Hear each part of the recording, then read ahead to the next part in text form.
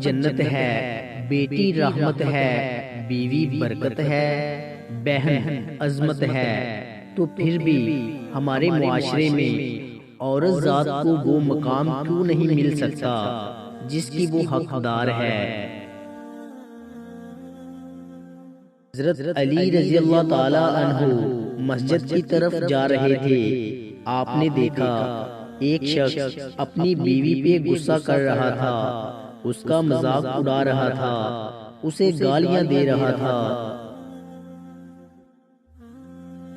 یہ سن کر حضرت علی رضی اللہ تعالی عنہ قریب گئے اور فرمانے لگے، اے خدا کے بندے، میں نے اللہ پاک کے پیارے رسول حضرت محمد صلی اللہ علیہ وآلہ وسلم سے سنا ہے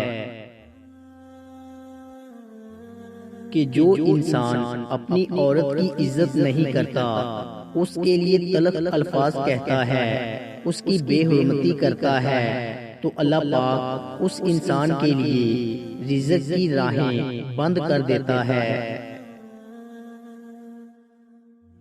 اس طرح اس انسان کی زندگی سے سکون، خوشحالی اور برکت چلی جاتی ہے۔ یاد رکھنا، عورت کو گالی دینا ایسا ہے جیسے کوئی انسان اپنے رزق کو ٹھکرا دے، اپنے برکت کو ٹھکرا دے، اپنی خوشحالی کو ٹھکرا دے۔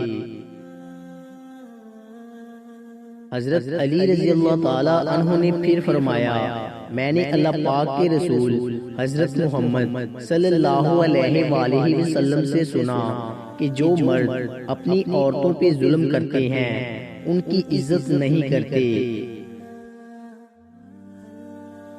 تو روز محشر ان کے نامہ اعمال کھولنے سے پہلے وہ فرشتے جو انسان کے کندھوں پہ بیٹھ کے ثواب اور گناہ لکھتے ہیں وہ چیخیں گے اور اللہ پاک سے کہیں گے،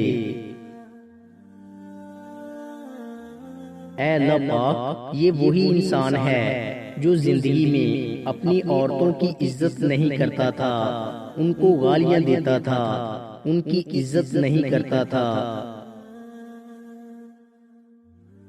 اسی وجہ سے یہ زندگی میں بھی پریشان رہا اور آخرت میں بھی اسی حال میں پہنچا ہے، تو اللہ پاک فرشتوں سے کہے گا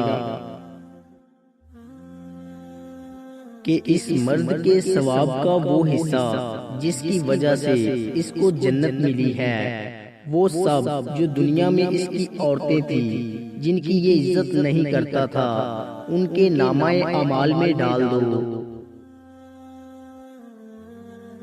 اور یوں وہ انسان روتا رہے گا کہ کاش میں زندگی میں اپنی عورتوں کی عزت کرتا، لیکن افسوس اور پچھتاوے کے سوا اس کے پاس اور کچھ نہ ہوگا۔ اللہ پاک ہم سب پر رحم فرمائے اور ہمیں اپنی عورتوں اور بزرگوں کی عزت کرنا نصیب فرمائے، آمین۔ دوستو، امید کرتا ہوں کہ آپ کو ہماری ویڈیو اچھی لگی ہوگی۔ اگر آپ کو ہماری ویڈیو اچھی لگی ہے تو لائک کیجئے اور مزید اچھے ویڈیوز کے لیے ہمارے چینل کو سبسکرائب اور فیس بک پیج کو لائک کریں۔ شکریہ۔